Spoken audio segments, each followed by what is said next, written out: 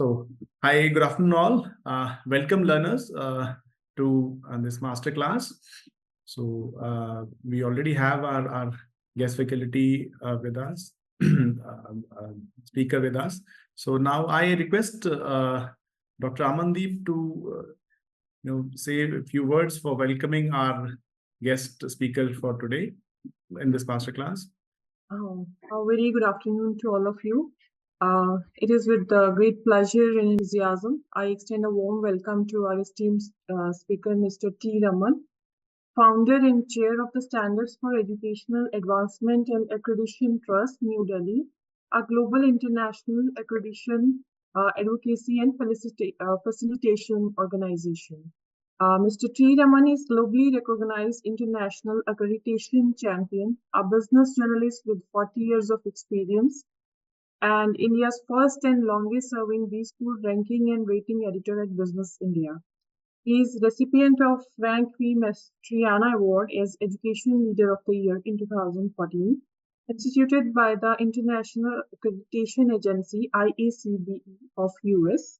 He is also associated with India's best-known business newspapers, Business World, the Hindu Business Pages, the Economic Times, and Indian Management Journal of All India Management Association. He is well-acknowledged management teacher, having taught at MBA Gurgaon, IMT Ghaziabad, SP Jain, NMIMS, amongst others.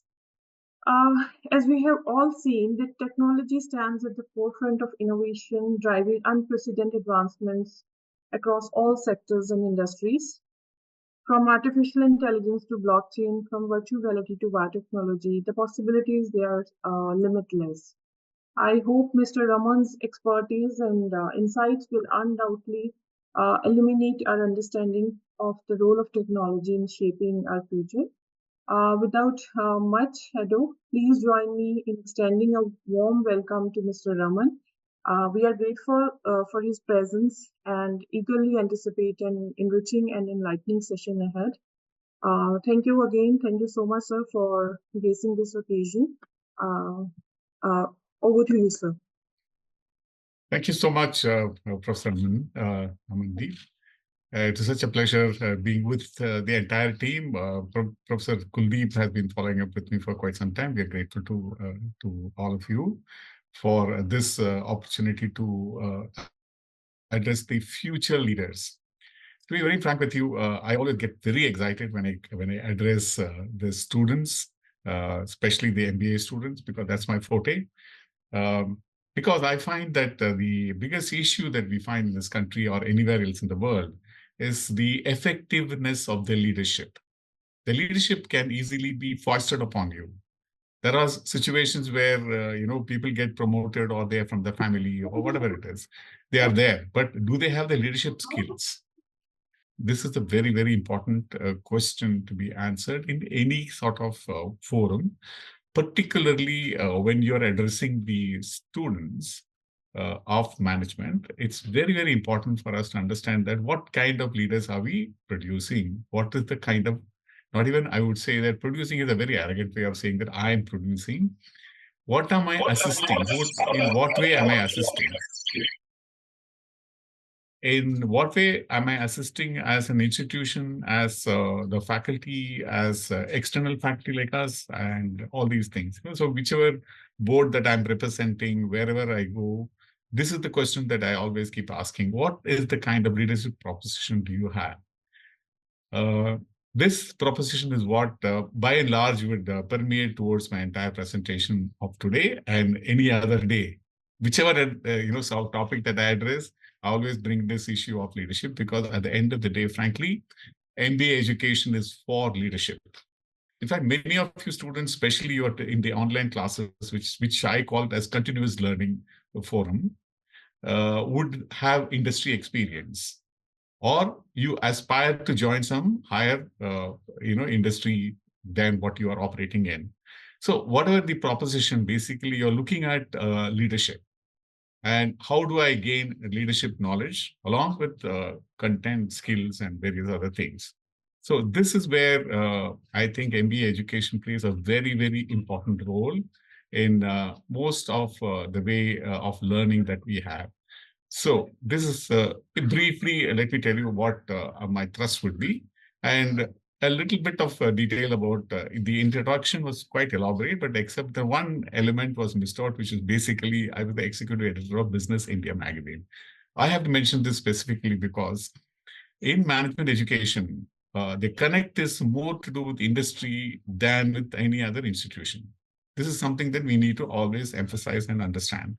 So if you have to be understanding the side of industry as well as the side of the people who are producing the future employees for the same industry, I think one should really remember that I come from that era of where from the industry. Basically, I'm the commentator of the industries. I have been a commentator of industries.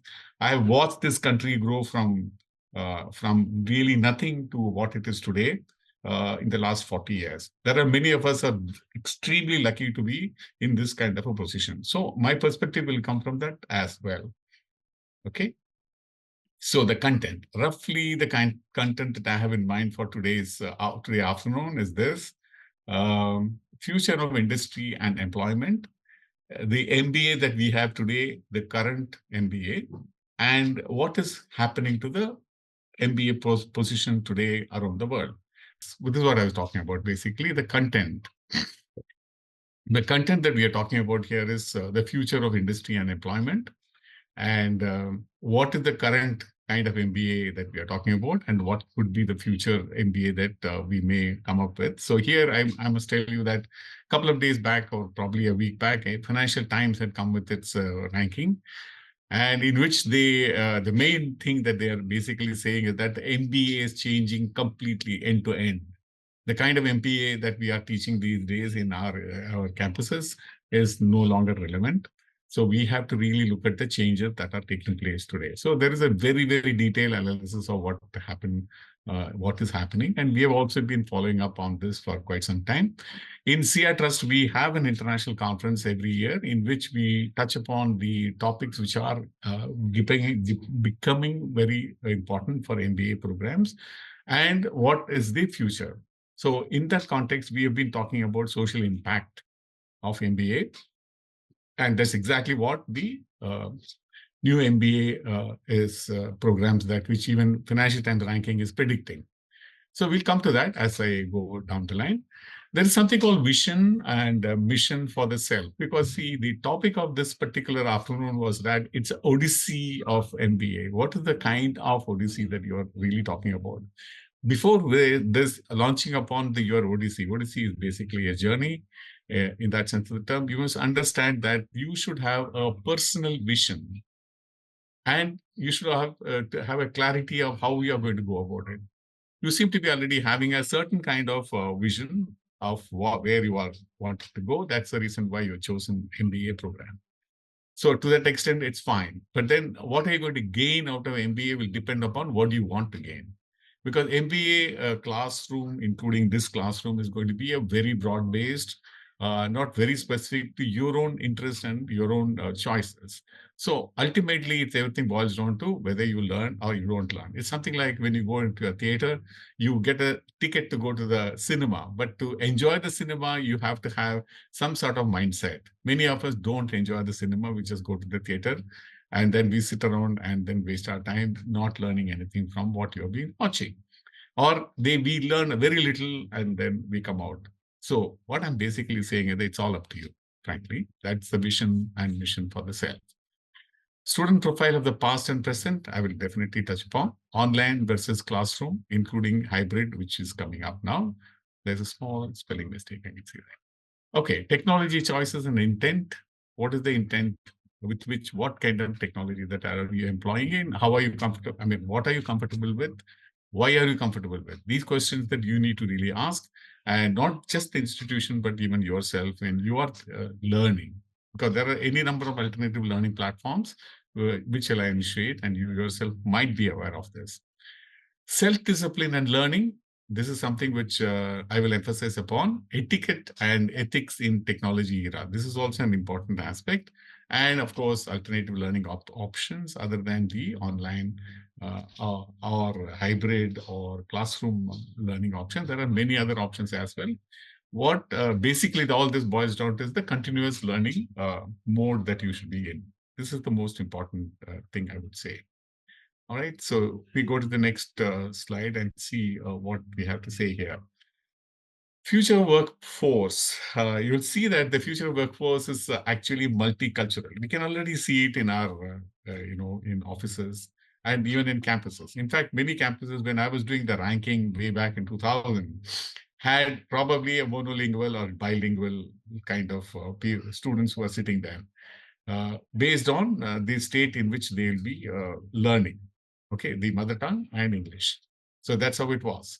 But now you see the classroom, your own classroom, you will find not less than 3 to 5 states represented. In many of these top colleges today, we have more than 7 states represented. So this is another thing that we introduced in our inquiry itself. So that's one. Okay, that's multicultural. Obviously, when you have different states there or even different nationalities there, then you do have a multicultural environment. Chitkara is very famous for this. I really was very seriously, I admired a lot the way you guys have been able to bring in a lot of international students in your campus. Okay, gig economy compatible. The future of workforce, you have to be prepared for the gig economy that is already there in front of you. Everything is gig based. Gig based means you basically very, very narrow focused, very, very specific project focused kind of economy that we are talking about. One should be really aware of how fast and how good you are in terms of working for these kind of industries. Very familiar in dealing with robots. And in fact, this is also interesting because many of the MBA students have got a background of engineering, which really helps a lot because robots are the order of the day in any kind of industry that whatsoever, whether it's textile or automobile, any other industry that you talk about, everywhere robots have come in a big way. Knowledge of AI and ML, I don't have to say anything about it. Practically, it's on fire. The entire campus as well as the industry is on fire with AI and ML. Only small thing that I want to just add to this is that, see, mind is always working very, very hard. And the first time that I heard about AI was almost at the beginning of my career, which is literally 45 years back. And at that time, they were talking about the AI has been in discussion for almost 30 years. We are really talking about something like 75 years of AI. But it came to fruition because the modalities of how to use this machine, that is the ML part is the most important thing. Because ML has come, AI has come into focus. Otherwise, AI research has been going on for almost 75 years or now. Okay. Work from home. Yes, work from home is possible only because of technology. This is also, you're also learning from home. So that itself is a very big thing. But then work from home also means a lot of cultural adjustment, cultural changes. You can see a lot of opportunities in this, and there are also a lot of weaknesses in this. And one of the biggest weakness, you would say that anyway, human being is getting isolated day by day because of the way we work and the way we live, the way we travel and everything else. We are not with people. Now, work from home is actually going to force us not to be with people at all. Now, this is definitely a problem. But we need to really look at how the social media has picked up so much, where I don't know anybody, my face, but then I'm able to share my personal life and everything else, which has been very easy for all of us, right?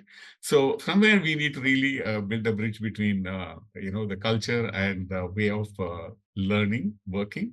So this is what I'm saying about work from home. Small cluster-based corporates is going to be the future. In fact, the big company proposition is going. It's a big company connectivity network, like Amazon, for example. Amazon is a big company, not because of the fact that the company is very big, that they've made investments and they are manufacturing everything. No, they're just aggregating. So the future is for aggregation. So that's how it's going to be. Circular economy orientation. Many of you might have heard about circular economy, and circular economy is basically coming one full circle. Whatever that you produce goes into consumption. Once it is done, it is superannuated. You break it up, comes back, reprocess it, and comes back as a machinery or cloth or whatever it is. So this circular economy orientation is something that one should learn either in the classroom or on your own. Yeah.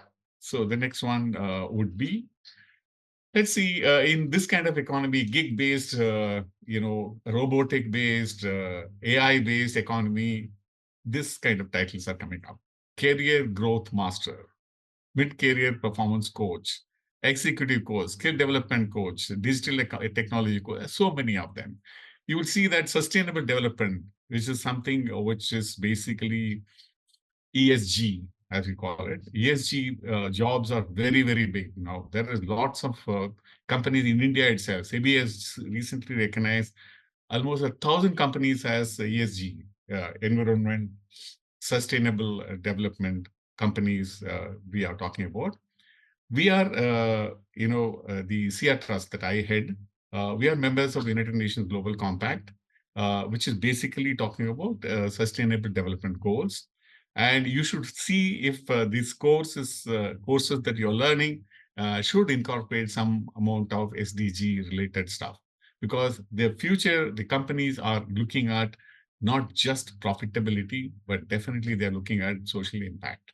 So what kind of social impact, what kind of sustainable development that is going to take place, how much part you will play for in it will depend on how much you will be valued. So the valuation depends on this gentleman at the end, social impact assessor. That could be you. Or you will be assessed by a social impact assessor. So there are multiple layers of interviews with which you will have to go through in order to get a job. But definitely this layer has been very important layer that has been added only very recently. Though it's a 15-year time that was given for the Sustainable Development Goals, we have really come very close to formulating strategies and everything else for sustainable development only in the recent times. So MBA is also changing big time. Almost all the top MBA schools have started introducing either direct courses on SDGs or on ESGs, or at least indirectly they're building these information and knowledge into your regular program, which is the future, the way we would look at this. All right. So yeah, you go to the next one and see what we have here. Well, the MBA is much malign today. It's too expensive. It's not relevant. It's not. It's out of sync with the new world. Yes, all these things we say. Okay, but depending on what you want to do with your life, an MBA may not be the best option. Yet the idea, it's generally not as useful as a graduate degree couldn't be. Far from truth. I mean, this is what basically you need to really understand. The MBA is more relevant than ever, not just relevant, but necessary. I thought this statement was an interesting statement because that is exactly what we also feel. We don't think that MBA has gone out of fashion. So there is a lot of talk about this. It's fashionable even to talk about it, saying that MBA is out of fashion. No, it's not. Maybe the way in which the delivery is being made, maybe the number of years that you learn MBA, these are all probably is happening. But I would not think that MBA is irrelevant or going to be irrelevant or any of those things. So we have to really look at for example, I just give you an example. Why is it so relevant? If you want to help a large firm to develop and execute AI strategy, you have to have not just, what you call it, software knowledge, but you have to also have multiple areas of knowledge, which only MBA can give, like ethics, strategy, scaling up, working against deadlines, service aspects. All these things are very critical. And that's the reason why only program that offers all these relevant topics and yet they are scattered, that is only MBA. No other degree can give you this sort of insight for the future, which is getting diversified. Yeah. So look at this interesting slide where what is the future skills demand and its composition.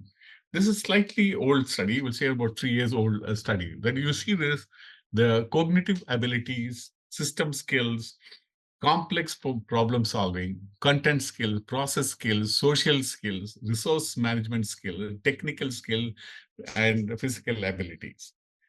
Now, I just a while earlier, I just said that MBA is the only course which goes across all kinds of needs of your industry and your own class, wherever that you are studying, whatever that you are doing. And you will also see that many of these skills are actually part of MBA, though not specifically said that this is the skill that we are going to teach you. Like, for example, take randomly, let's just pick one, for example, in this list. Let's say social skills. Social skills are built into an MBA program, whether it's online, whether it's offline, whether it's hybrid, whatever it is. Unless and until you have social skills of team development, teamwork, and ability to accept other person's point of view, all these are social skills. And that comes as part of your MBA program. And resource management obviously is part of the strategy management that you'll be taught. Complex problem solving, yes, definitely it is there. We have to really understand that this kind of proposition is definitely there in an MBA program. Or, for example, if you say cognitive abilities, yes, definitely. In fact, we keep testing students on cognitive abilities every now and then without specifically saying this is what we are testing. All right. And of course, in the modern technology-driven era, you have to have a very good in-depth knowledge of systems, what systems that you are using, and how this technology is working for you. What else can I do? Do I learn programming skills? Yes, you have to learn programming skill. Will I graduate myself to write algorithms? Yes, you may or may not, but certainly you have to have an awareness that it is every decision that you take, whether it's marketing management, whether it's finance management, everywhere algorithms are very important. They are the ones who actually are able to make you effective or not so effective in current industry scenario. Look at the last one, physical abilities. What is physical abilities? You might understand it in an MBA context in a very interesting way. That physical abilities is your ability to sit through all these complex courses and sit through, for example, typically during the season of what do you call projects, you will be expected to deliver about 4 or 5 different papers every other day. That requires a huge amount of physical ability to withstand that kind of pressure, that kind of overnight sitting and burning the night lamp or whatever it is you call these things. You have to necessarily have that sort of physical strength and skills and knowledge and everything else. This is how the new skills that we are talking about, which are getting very, very easily into the MBA program, provided you are prepared for all these things. That's the most important aspect of it. Look at this. Again, something interesting here. What is the kind of, MBAs that are really getting high high kind of, income? Annual, or you call it whichever way you want to call it, the CTCs are, if you look at this list itself, you will really understand what sort of future we are talking about. Where is the new jobs are coming from? Consulting, data analytics, business, what do you call it? Business intelligence, information technology management, marketing management, finance and investment banking. This is the kind of list by one of the international universities, which says that these are the various areas where we have got very good jobs which are available today, upwards of $110,000 annually. I mean, that's the kind of thing that we are talking about. So with keeping this in mind, what sort of specialization that can we look at? So I was just searching for this, and then I found edumira.com, for example, says that what is the specialization that you have to have in mind, or is it being offered? If it's not being offered, what do I do? I'll answer that a while later. this is the kind of specialization that we talk about. So they say that options are like this: data sciences, international business, data analytics, finance, big data, information technology, marketing, ERP, human resource, and operations. Now, this is one small list that they have provided, but these are all future focused and all are anchored on technology. See, this is the most beautiful thing today that's happening, that we don't look at technology as being something which is foreign to me and something that I need to learn, but something that comes as a package. In fact, this is where I want to answer this other question of what the students of the past have been and what are you today as students. So that big difference we have to see, because we've been tracking MBA education for almost about 25 years. And we kind of see the profiles of the students which are changing, which have been changing over a period of time. But now the pundits are basically saying that, boss, this is not enough. Our future is going to be very, very tough, extremely technology oriented, and extremely skill oriented. And at the same time, it's going to be bereft of jobs. Bereft of jobs mean the number of jobs that you have is going to be coming down drastically. Now, this is a very, very serious issue.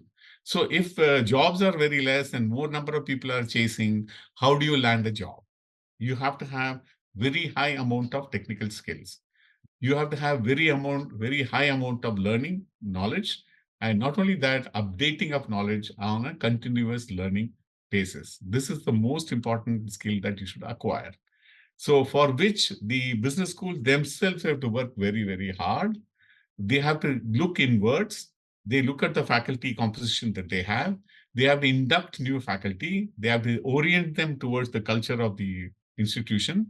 And at the same time, there should be a very, very strong connect between the student and the campus, not simply by way of the MBA course content, but on a much wider basis, so that both of them are learning from each other.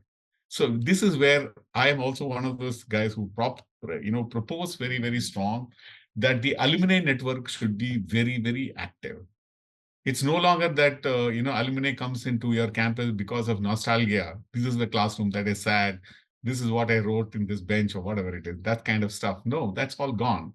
What we really need now is the alumni should be able to help the school to orient itself towards the change that is happening outside the system. The outside the system is where your alumni has progressed and benefited, and at the same time, the alumni is carrying the stamp of quality of his own or her own from the campus that is your campus.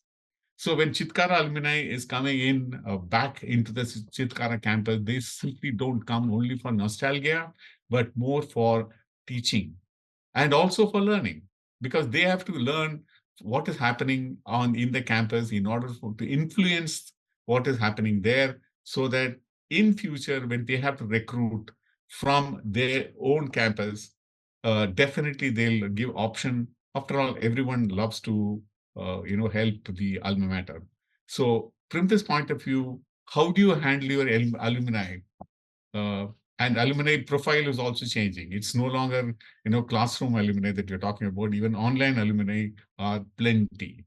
So, and connectivity is also increasing, because of which you should be able to, develop a very good ecosystem of contact, communication, and conversion of that contact into something which is much bigger and much broader and much future focused. That's what I would definitely propose. Okay, from this point of view, what is the future holding? And I was really amused to see that something very strange is happening in the world. The companies that will face these issues, first issue that they'll be facing is geopolitical uncertainty. You can very well see what is happening today in Palestine, what is happening in Ukraine, or what's happening in Congo. In fact, I would take Congo as the best example. Congo is the very poor African country, but very, very rich in terms of mineral resources. But then it will all depend on very high technology skills, high amount of investment to take out these minerals and process them and use them. which is the reason why international companies are in a very big number stationed in Congo. But then the competition is so intense and awareness within Congo itself is so low, because of which they now say that they have been exploited. Now, this is where United Nations Global Compact comes in. This is where the Sustainable Development Goals come in. This is where the education relating to SDGs is very important in MBA platform, so that you can avoid this kind of standoff, because Congo needs the multinationals, multinationals need the Congos. But at the end of the day, the people in between suffer. So somewhere you have to have strategies so that you have a very balanced growth where both will be benefited. Because the people who have got minerals may not have the resources to process those. So those who process should be able to share their profits with them. So in other words, not just shareholders, but stakeholders are very important. The future is for how do you handle stakeholders, society, social impact. This is where the social impact concept comes in a very big way. Well, that's geopolitical uncertainty. If we don't handle it, then there is huge amount of uncertainty in politics that will happen. And let's look at elevated inflation. Obviously, there will be a huge amount of inflation that will take place because it's not being backed by the resources which is needed, whether it's gold, whether it's platinum, whether SDRs of the United Nations, IMF. Well, there is going to be a large amount of inflation because most of the economies are overspending and borrowing against the future. And when that happens, like, for example, India is a classic example, we have borrowed far so much than even very small countries around us for our own survival. And the processing of these borrowed resources is going to be a very big burden on us. And though we report a lot of progress, but we also have to report the underlying financial issues that are cropping up big time in future. So you need to study all these things. You have to really discuss these in your classrooms, and only then you will be able to have a rounded kind of MBA program. Rounded means rounded for you, beneficial to you, and very good future for you. Now, let's come to the other one. Failure to invest in the right kind of industry. Failure to invest. I will also quote you a very, very simple personal example itself. See, there was a time way back, I mean, very, very bad way back. We're talking about 84, 86, and that period. Stock market boom was there. A lot of IPOs are happening. Initial public offerings were happening big time. And that's the time that people like us who have been following this, I was, in fact, the stock market analyst at that time. I was also the foreign exchange columnist for a long time. That was the time for me to have invested in these things, but I never did. So if you don't, on a personal level I'm talking about, if you don't invest in time, this failure is going to result in a very, very big loss for you in the future. When this is personal, you can very well imagine about the companies, about the big industries, even with the nations themselves. If you don't invest adequately in time with care, then you're going to have a serious proposition. Now, do we learn these things in the classroom? Should it be taught in the classroom? Should I insist that these should be taught in the classroom? Yes, definitely. You should be able to learn these things, not just in the economics classroom, but also in the regular classroom where you discuss cases, you discuss caselets in these areas. Okay. Now comes the talent shortage. I mean, this is very, very ironical. See, almost 20 to 25 years back in India, we've been saying that there is going to be a huge amount of talent shortage, and there is going to be a large number of population going to come up now. And by 2030, we predicted that 70% of the youth, in terms of numbers, equivalent of the entire world will be within the Indian borders. This is what we predicted about almost 20 years back. And what we said at that time was that is it going to be a demographic dividend or demographic disaster? It will become a dividend if you invest in skills if you invest in education, if you invest in new industry choices, if you invite foreign investment, Indian investment, all these things in time with a very good strategy, risk taking strategy, then we would get a huge amount of jobs. So all the talent that you be producing would have produced jobs. Best example for you is South Korea. South Korea is a classic example of how they invested very heavily into what you call education, and they reaped the benefit of that. Later, the recent times, the last 1 decade or so, you will find China. China doing exactly the same thing. The poor of China are also educated big time. So this is the reason why much of the skill-based industry has shifted to China, and China is really literally occupying that space everywhere in the world. So this is where we talk about talent shortages and the plan that is needed ahead of you, and the need for you as MBA students, future leaders of industry, for you to learn, for you to understand, for you to keep notes, keep track of things, what is going on, so that you will, as a leader, will be able to avoid the mistakes that people have made in the past. So this is something very, very important. So talent shortage is going to be a very big thing. World Economic Forum report on this is Global Risk Report 2023. You will see that these are the issues that they're raising. Then comes the most important thing, cyber attacks. Cyber attacks are no longer simply for picking up somebody's pocket in terms of your credit card, stealing of credit card and so on. But this is very, very serious when it comes to geopolitics itself. Much of the wars today have shifted towards the electronic warfare. Electronic warfare is not simply drones or other things being handled from sitting in a operation room 2,000 kilometers away or 5,000 kilometers away. But we are talking about things that are happening in terms of the network itself, because the entire thing works on network. And if you attack the network, and that's more than a war in that sense of the term. So we have ourselves, India as a country, has also had several attacks. In fact, we keep on getting so many attacks from so many different nations and groups and everything else.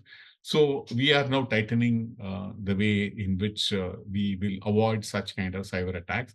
Now, are we going to study these things in our classroom? This is a very big question. In fact, some long back means about almost 2 decades now, we have been talking in terms of an organization which was wanting to help us to develop some of these skills in the MBA program. This is called e-commerce, Association of Atlanta, the ecouncil.org. That is the website of this organization. So they were really talking about ethical hacking. They say that we have to hack our own network in order to understand how cyber attacks can be avoided. Now, this has to be taught in our classrooms. If you're going to be a leader tomorrow, a CEO or a CTO or whatever, not CTO, CEO. If you're going to be that, then obviously you'll have to coordinate with your CTO, Chief Technology Officer, and understand how exactly this attack is going to take place, provided you have some knowledge of it when you are studying for your MBA. That's the reason why I put this, in this list. I would give more attention to this particular area. Then comes the most important issue of today, climate change. Many of us who traveled to Alaska at different points of time know exactly, with our own eyes, you can go and see it. If you go and see an iceberg in one of those areas, you will see that anywhere you go, even a casual visitor will be able to see how ice is melting.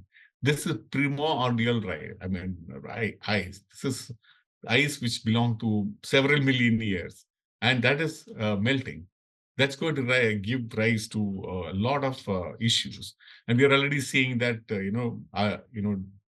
rainfall, floods, drought, and everything else at all different points of time. The climate is definitely changing. Now, do we, for example, have a couple of credit courses, 3 courses, 4 courses? No, we don't. Do we build these things into our regular subjects? No, we don't. We have to. And many of the top business schools around the world have built this into their classrooms.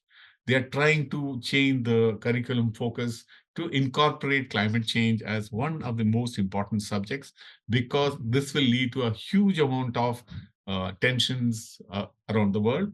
And also, it's a great opportunity for even founding new industries in this area. So this is why climate change had to be really taught. Or if it is not taught, please learn. I mean, there is nothing that every subject has to be taught to you in the classroom. What should be taught to you is, how do I learn? I mean, that is what you should be taught. Not if I come into the classroom to say that, listen, I'm going to teach you, I think I'm wrong. I have to come into the classroom to say that, how much can I learn? That's why I'm going to reserve at least about 10 to 15 minutes or more at the end of this talk, so that you can ask me questions in order for me to learn what is bothering you, and what is that I don't know. If I say I don't know, I think that's the greatest thing that I can learn today, because I'll be learning something. The question itself is a source of learning for me. That's how most of our faculty are today. Those who are really serious about their profession, they will never be satisfied after going and teaching in a class if they have said, no, I don't know. I don't know, at least twice. Every time you go to a classroom, if you say that I don't know, I think you've done something great to yourself, because you're going to learn. So that's the kind of teaching learning that we have to see in our MBA classrooms. Now, complacency and confusion about what should I do or what should I not do is a very, very big question mark. This is where leaders like you will figure. First thing, MBA programs, the way they are structured, there is no question of anyone having complacency. This, by now, you would have really figured out. If you are in the second year or the third year, or even whether you're first year, you will definitely understand complacency has no place in an MBA program. This is really very good. I really feel very happy about this. The structure, the way it is being, the pedagogy works, I think complacency is gone. This is purely for an MBA classroom I'm talking about. But here, the World Economic Forum is basically addressing the issue from the perspective of large industries and governments, which are members of this forum. Now, complacency is a very big issue that they are facing. This is also because there is a huge amount of confusion as to what should I do? Should I do this or should I do that? Is it going to work for me? Not work for me? All these things. So World Economic Forum periodically brings out good programs, good papers, good videos and everything. Then you can keep following all these kind of information. EU, that is European Union, WTO, World Trade Organization, all of these people, you go to their websites, you will find huge amount of material for your own personal learning to understand or the future leadership decision-making issues that you might have to face. Then comes the last one, inability to connect with others. I think this is a serious psychological problem as well. Many of us face this issue of being unable to connect with others. Why is it so? That's because we have to be confident of ourselves. If you're confident of ourselves, we have absolutely no issues in connecting with others. Confidence comes from knowledge. Confidence comes from skills. Confidence comes from our own persistence. I always tell people, including my own kids and others that I know of, say that you don't have to be a genius. You need not have to understand everything just like that. But if you are complacent and if you're confused, persist on what you know. Keep persevere. Perseverance and persistence is very, very important words in English. Persevere. Keep on trying. Someday or somewhere you will be able to succeed. So this persistence is something which you really have to develop in you so that you will be able to connect with others. Overcome your inferiority complex so that you'll be able to connect with others based on knowledge, based on exposure, based on your risk-taking abilities, And that's how the future is going to shape up for you. Ultimately, it's all about you. I mean, no amount of classroom, campus, or anything is going to help you if you are not decided that I want to help myself. It's a very simple proposition. So let's help ourselves. Okay, now comes the most touchy point here. Many people who recommend regular classrooms education, which is basically a 1-year MBA or a 2-year MBA, have possibly are behind this myths. Number one myth, online MBA programs are not as good as on-campus programs. Now, this is a very serious issue. It's purely psychological. Is it as good is it based on placements? I don't know. Most of you would have come to this MBA program, online MBA program, after having industry exposure. When you have industry exposure, and then you don't need a what you call quote unquote branded MBA program. Okay. In the sense, classroom MBA program, because you don't need a placement. That's the whole idea. If you're already placed, meaning you have placed yourself in a very good program after your undergraduate program, and your choice of going for MBA is purely your personal choice. So when you make a personal choice, you are going to an MBA program for two reasons. One, of course, you need to have a brand. No, Chitkara is a very, very big brand, one of the best brands that I know of in this industry. Definitely, I should know because I have myself personally visited more than 1,200 campuses, some of them several times over, during the time that I was doing the ranking and rating, which was the first time in India that we introduced that. Well, okay, Chitkara has got a brand advantage as well. But what is the real factor behind why you should opt for an MBA is for knowledge. It's more for knowledge than for the brand equity because your placement is already in your hands and you're already very, very confident that you can actually get into the market without any hesitation whatsoever.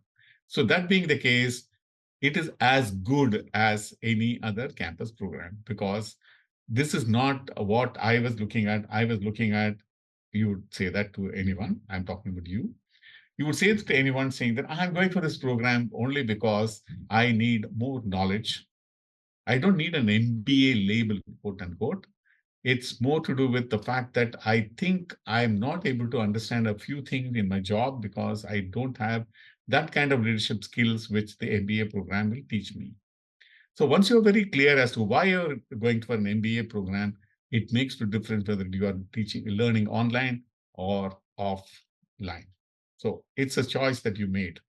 The second important myth about MBA program, online program, it's not worth the money.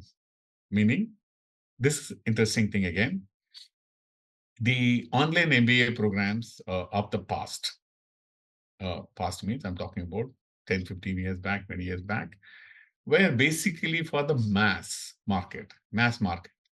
And they basically, the MBA program content is almost the same, but not necessarily taught in the same way. And it was quite flexible and it did not cost a lot of money. So if a MBA program at that time cost around, say, 2 lakh rupees or something, this will not cost you more than 20,000. That highest fee would be that much. So therefore, it was nowadays the MBA online programs cost almost the same as a regular program for middle, ranked school. So you might wonder, why am I spending this kind of money? And part of the reason why you would possibly want to spend that kind of money is what I said. What am I looking for? Knowledge. Am I getting knowledge? Yes. And if I'm getting knowledge, obviously I pay for gladly. Not that somebody demanding money from me, but I'm willing to pay that kind of money because I'm getting the value proposition. So this is where it is. Now comes the third one. This is pretty interesting. Exactly the same logic the employers are also applying today. Employers who have got a person who's fresh from a branded school on a regular MBA program school, and if they spot a person with an MBA degree from an online program, but with about 3 years of experience, the choice will invariably be the person who has got 3 years of experience plus an MBA program. So this is the industry point of view. I've seen quite a few industries which have used this strategy, and because of which they have grown. I've also seen many industries did the opposite strategy, saying that let's go for a good MBA, quote unquote, good MBA from a business school on the ground. Regularly, they are going in for classes and so on. All that is changing. Today, the learning is even in a regular campus, is using the available cyber resources, cloud-based resources, and everything else, which is available to you as well. In fact, the evaluation procedures of a regular MBA program is almost the equivalent to that of the online MBA program. The difference between the regular MBA program and the online MBA program is changing, merging, so to say. Of course, it depends on the high quality MBA online program that you'll be joining. There are still that kind of online program which are costing you very low, and also equally very bad content that they'll provide. So the content is very important. And part of the content also depends on what are you looking for. You as a student, what are you looking for? That is a very important thing as well.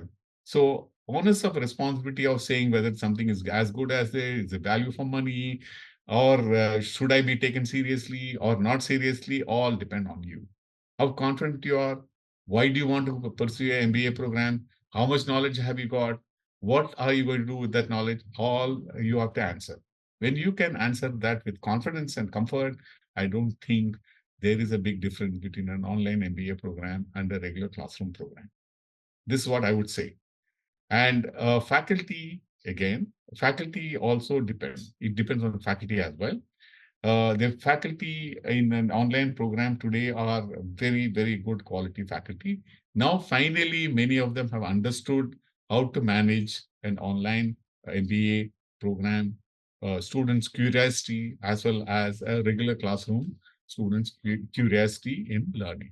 It's all about learning at the end of the day. If you want to ask questions, you should be able to ask those questions, provided you are confident, you are a risk taker, and you want to learn. So that's the way it is. Next one, please. Here we go. In fact, when I said this, saying that you have to learn by yourself, well, there is a lot of option. I'm not going to go through all of this now, but you can simply see what kind of options that are there. Basically, LMS, learning management systems have come, and they made a very, very big difference. Blackboard, Moodle, Canvas, D2L, Brightspace, all these, the what do you call service providers have made a big difference in learning management system. A lot of them are customizing it for the schools. Right? Chitkara, for example, definitely has a very, very good customized LMS platform, through which many of these learning is possible. And this list that I tracked down and I'm giving it to you here is accessible to you also. In fact, AI tools, there are so many AI tools incorporate some of these tools that I'm talking about here, and vice versa. Many of these tools also use AI as a backup platform. So learning is possible, whether you learn it by yourself or you are learning it with the help of your faculty. Ultimately, the onus and responsibility lies with you. You have to learn. And there are a lot of collaboration platforms which are available, like G Suite, for example, Google Workspace, and even the what do you call Microsoft 365, which recently introduced a very, very good tool. There are any number of projects which are possible using those things. And yeah, so this is teamwork. For teamwork, you have these Slack facilities. Okay, so things are like that. So if you're going for a virtual class, then you have Adobe Connect, Big Blue Button. So many of them. I don't want to give the list. You can read it for yourself. You go to the next slide. Same thing. You have ebooks and digital resources. I have something to say here. Ebooks have come in the recent times, And now it's available in your regular, Windows 10, for example, has a very, very good ebook making platform. Now, this is something which you can use very much. All your learning, keep them in folders and notes, and then develop it into ebooks so that you can share among yourself. The end of the day, there has to be a regular sharing among yourself, which is collaboration. This sharing need not necessarily be only initiated by the faculty or the campus or the curriculum or the content or the pedagogy, but it could be also initiated by you, and ebook is one of the most important ways you can do it. Also, ebook has got a great advantage saying that this will live with you for the rest of your life. Just like any book on the shelf, if you have a Kindle, for example, you can have your ebook on it, and then you can get your friend's ebook on it, and then you can share it, and then you can keep it, you can preserve it for the rest of your life. So there are a lot of such things are possible. Self-assessment, yes, you can do. There are a lot of online assessment tools so that you can get yourself better and better. Though, of course, your LMS with which you are attached would have its own assessment tools. You can yourself include a lot of quizzes, exams, mock exams, and assignments, which you can yourself try it out and your colleagues can try it out. You can form small groups. All those things are possible in today's technology. In fact, I wish I was sitting and doing an MBA program now, because this is how the change has taken place today in the MBA Odyssey, which is continuing today, right? We are able to do all these things. For example, podcast. Many of us, see, I'm a cyclist. I'm a regular cyclist. I even have a website for that. So when I'm cycling, say, for example, a couple of hours in the morning, I listen to podcasts. Some podcasts rather. A long, winded podcast in which somebody is talking about a very specific area, which I'm interested in. I learn, and it's so good. So I'm doing my exercise as well, and I'm also learning. Hey, this is what we are talking about. Industry has changed completely. Knowledge is completely out in the open. So it's up to you to go and take it.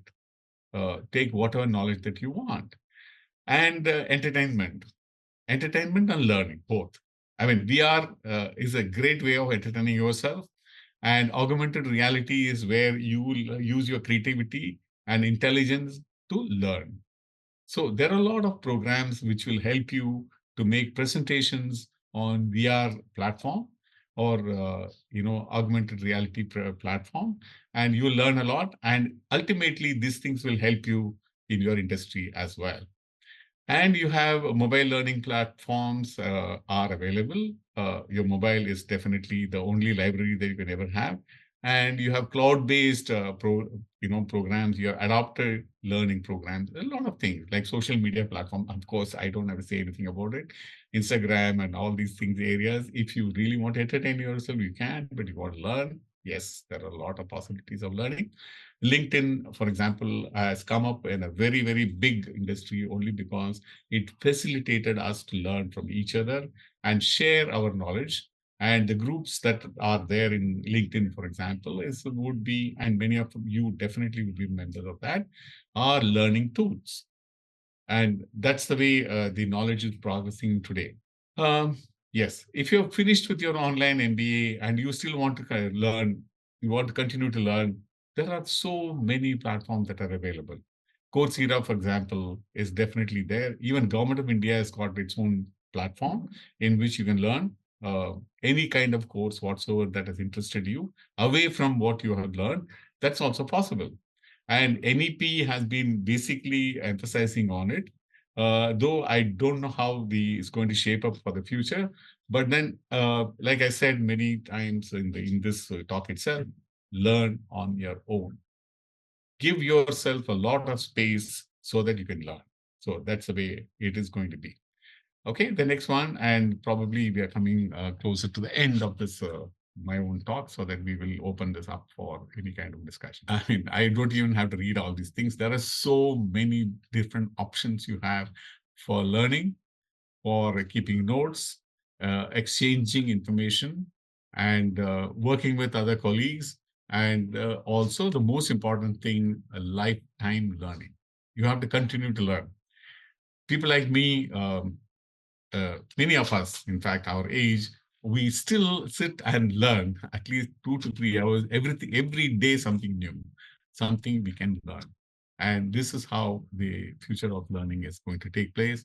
And we will be in a position to understand how much we are relevant, provided we apply our mind to these things beyond our classroom, beyond our curriculum, beyond our faculty. If you have to do that, I think that is what the Odyssey is all about. Your Odyssey, your personal Odyssey. That's what we are really talking about. Yeah, here we go. See, in all these things, one of the aspects which I did not mention, I need to mention this because this is the most important thing with which I will close my talk today, is this: ethics by design. You have to be ethical by design. It's a choice. You can always not be ethical. You can always go in for things which are not really, in a way that is not a correct way. But it's a choice. You have to be ethical by design, which means basically all these things. IP protection is very important of an AI model. AI models are today, I don't know from where they're picking up. No one knows where they are picking up. And increasingly so, we will never know where our machine is learning from. So you need to really understand intellectual property as an important aspect. So regulation is a very important thing. Like Elon Musk, for example, says that, where is the regulator? I'm the guy who has been talking about AI, and his AI platform is the one that produced the ChatGPT. But where is the regulator? He himself is asking. So we need to really ask these questions ourselves. We have to be ethical, we have to be value driven, and we have to have a technology etiquette. The etiquette is very important. Without etiquette, we will be really messing up with the technology platform with which we are associated with.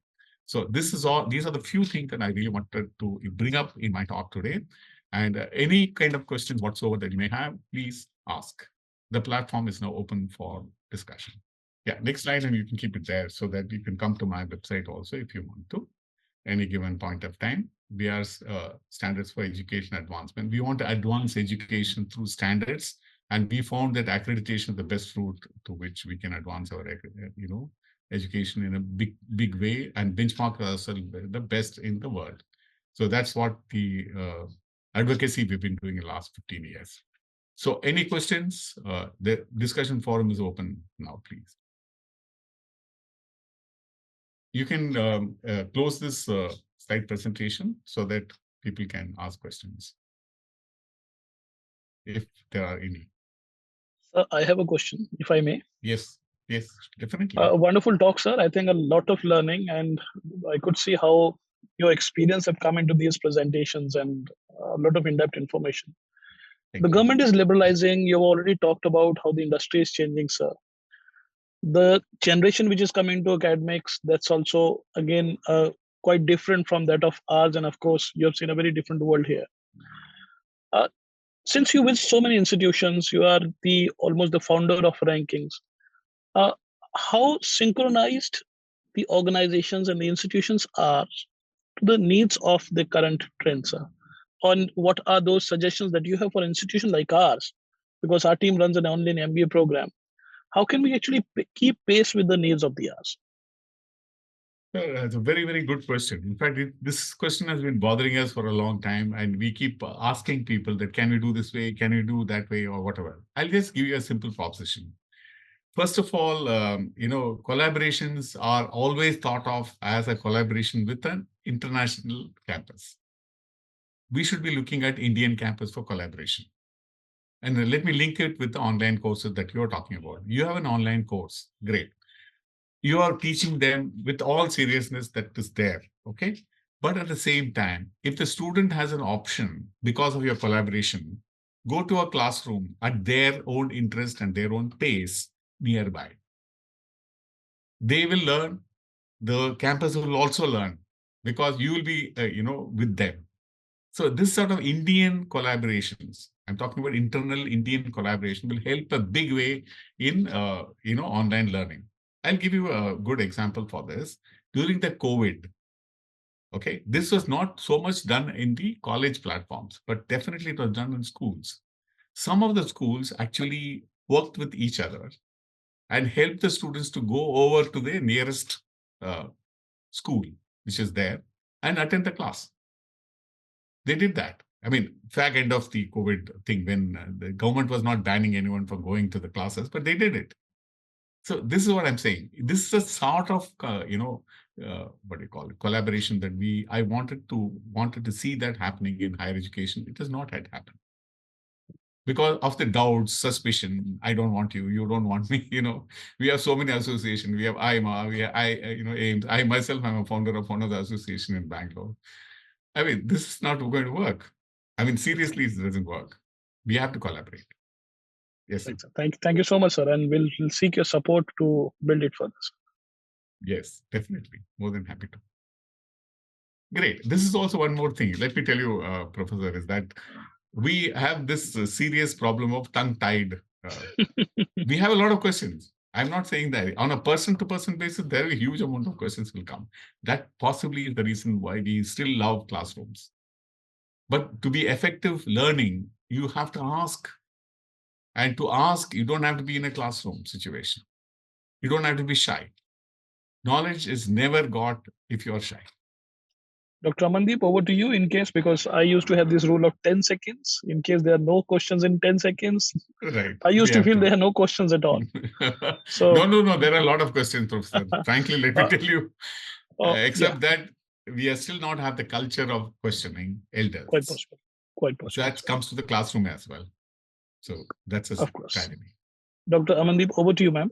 Thank you so much, sir. On behalf of Chitkara University, I extend my heartfelt gratitude for this fruitful session on MBA Odyssey in technology-driven future.